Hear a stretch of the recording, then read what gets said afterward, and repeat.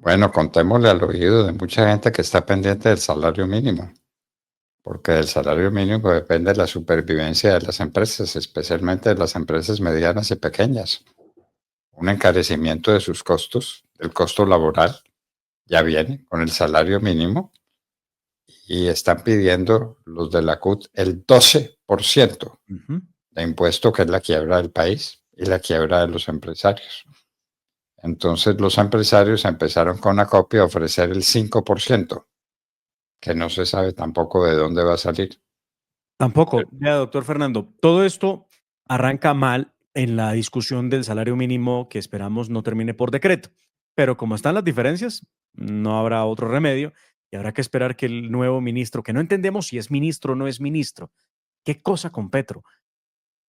Como él nombra a la gente por Twitter, no sabe uno si es que ya firmó el papel, el decreto o la resolución, no sabe uno qué pasa con él. El caso es que el nuevo ministro, y ya vamos a escuchar porque dijo alguna cosa el día de ayer, no ha entrado a terciar en esto. La que ha estado metida, por supuesto, es la ministra del Trabajo, Gloria Inés Ramírez, a la que sus trabajadores no la quieren mucho. Recuerde que le han hecho varios paros los miembros del Ministerio del Trabajo que ella preside, que ella maneja, que ella gerencia. La ANDI, ANIF y FEDesarrollo pusieron hace unos días en duda las cifras del DANE sobre crecimiento de la productividad. Lo que dicen estas entidades, estos organismos, doctor Fernando, es que no es posible llegar a un acuerdo, a una discusión sobre el salario mínimo sin que los datos sean revisados por parte del DANE, que tendría unas cifras de productividad laboral que no coinciden con lo que tienen estos centros de pensamiento y estos analistas de macroeconomía, que han dicho, venga, ¿de dónde se inventan ustedes que ese crecimiento es el que le corresponde a Colombia? De acuerdo a lo que están indicando ellos, la productividad colombiana en lo corrido del 2024 pasó del 1,73 al 3,43%, cifra que fue cuestionada. Entonces, ahora en la discusión, como usted lo acaba de decir, doctor Fernando, pues está en que mientras los trabajadores, los sindicatos están pidiendo el 12%, ACOPI les ofrece el 5,2% para empezar a negociar. Los sindicatos han dicho que de ahí no se van a mover, pero escuchemos qué es lo que ha dicho precisamente ACOPI de por qué están proponiéndole que el aumento sea solamente o del 5,2% ante la situación económica. Escuchemos. Pequeños, los que tendremos que asumir las consecuencias mayoritarias y directas de este acuerdo.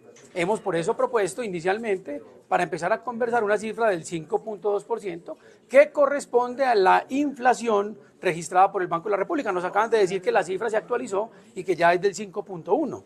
Estamos de acuerdo en que hay que negociar, hay que conversar, pero perdóneme, yo no puedo abstenerme de ejercer mi labor de representación gremial por ninguna razón. La CUT dijo que su cifra es ilegal. ¿Usted qué opina? Mire, que el hecho de que la CUT... Este es el presidente de ACOPI, Rodolfo Correa, doctor Fernando, hablando de cómo va esa negociación, que la vemos enredada. Bueno, está empezando apenas y entonces terminan y eso va a quedar por ahí en el 7 o el 8%, que no sabemos de dónde van a sacar las empresas pequeñas para pagar un 7 u 8% de encarecimiento de sus costos, más el encarecimiento de los costos de la gasolina, el encarecimiento de los costos del gas natural. Tenemos una escalada inflacionaria supremamente peligrosa. Porque aquí hablaron, por ejemplo, el caso del combustible, doctor Fernando, de la gasolina puntualmente, que se regiría por el precio internacional y que dependería de cómo fluctúa el precio del barril del petróleo. Y hemos visto que el petróleo ha podido bajar, pero el precio de la gasolina no baja. Pero además, otro temita que no es ajeno. En Colombia se produce cerca del 70% de la gasolina y el diésel que consumimos, pero nos cobran gasolina a precio internacional, como si no produjéramos nada en Colombia.